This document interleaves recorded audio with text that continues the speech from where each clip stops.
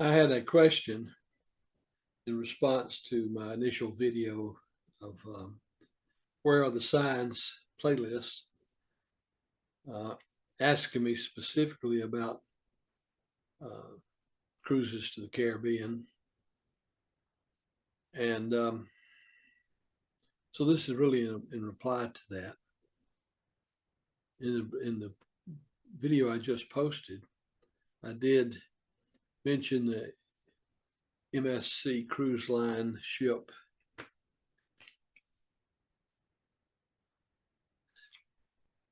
And I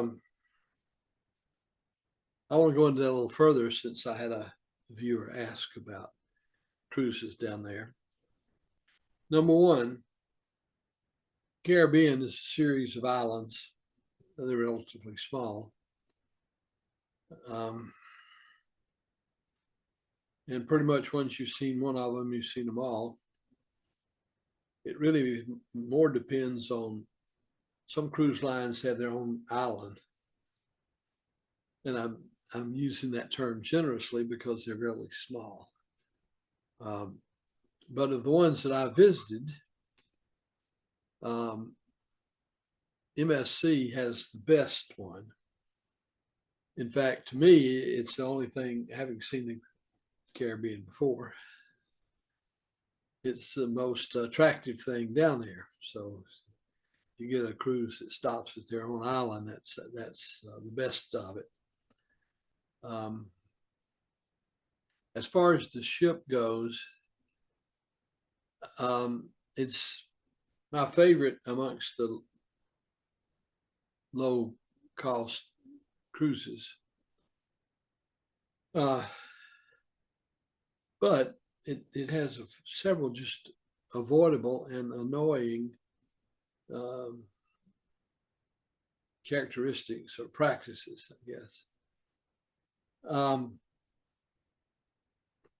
This particular ship sailed out of the port of Miami, which is the worst port I've ever sailed out of. Although this last trip was the first one we were actually extorted. The baggage check handler, who was not an employee of the cruise line, demanded a tip before he would move our one bag 4 feet and put it on the cart that was going to be taken out to the ship.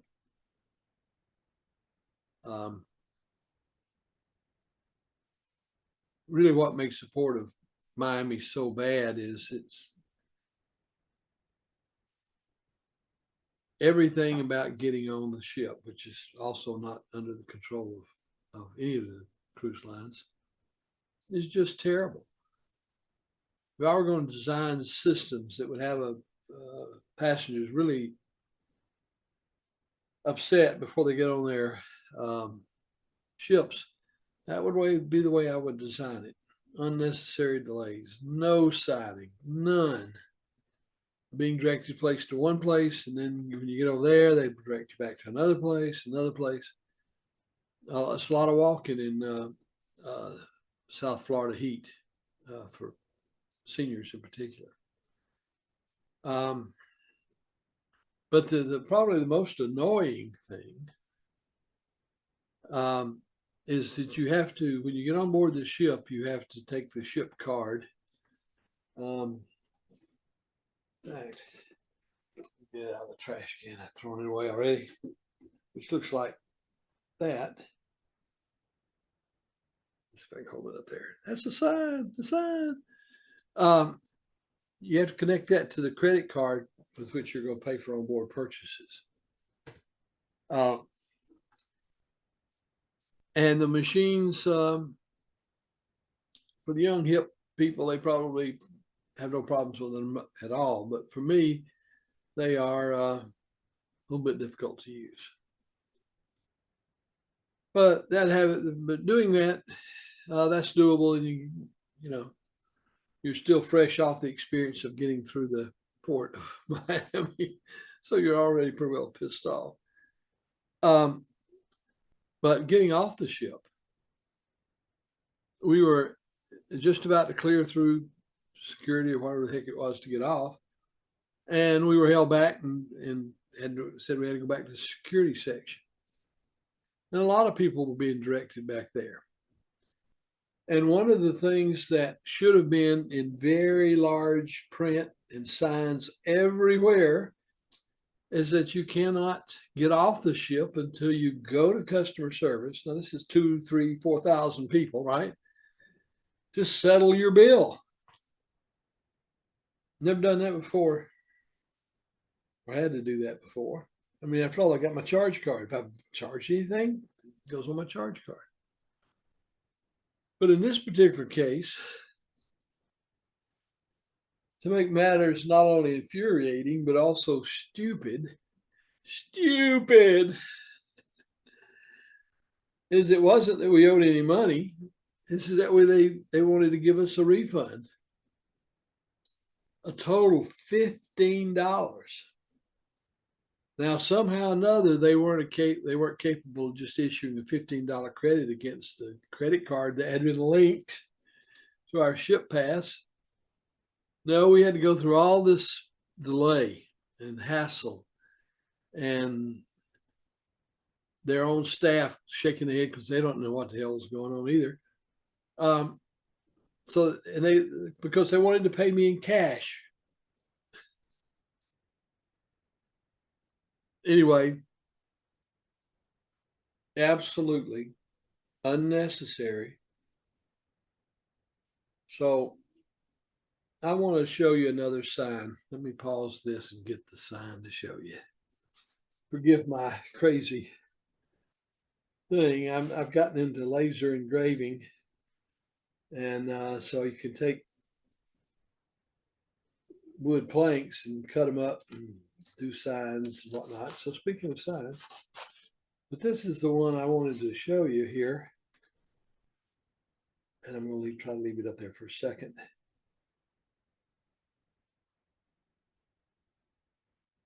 Well, their processes on the ship are definitely camels.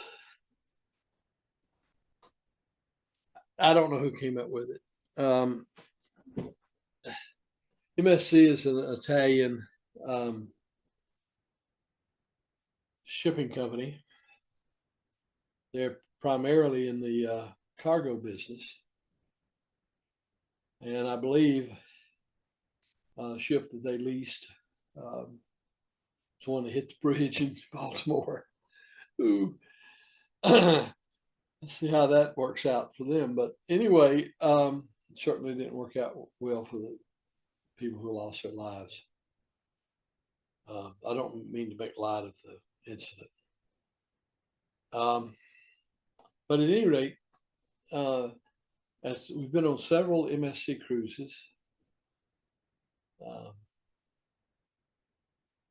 One of them that we like the best, I can't even pronounce the name of the ship.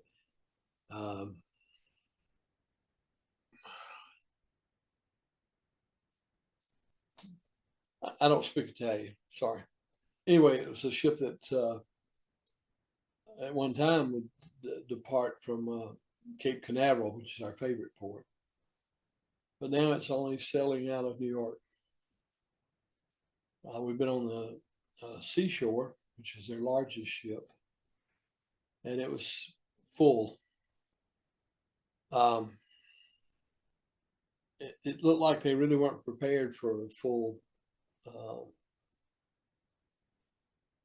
ship, and the service was relatively poor. The food was poor. Once a year, we do a family cruise and book about 10 or so cabins. That way we were seated in the dining room and at the same tables and whatnot. But at any rate, getting back to the point. And those other two ships do stop at their MCS's private island, which is the highlight. Very nice. It's a really nice island. Best down there that I've ever experienced.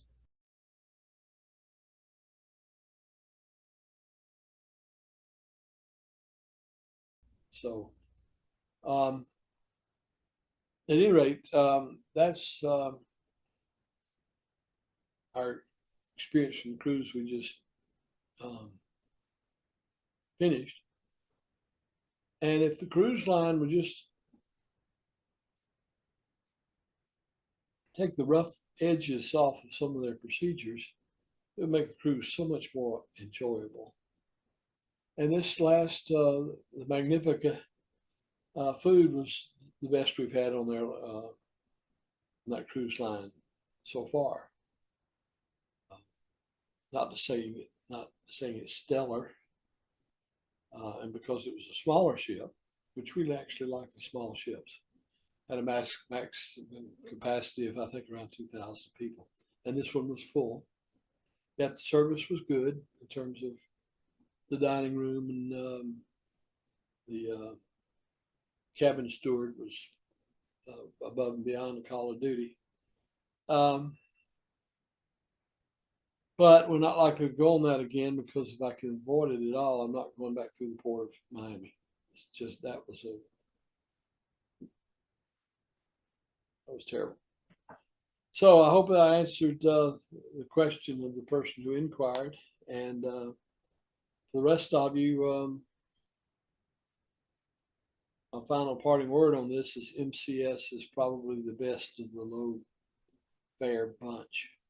And I will use them again.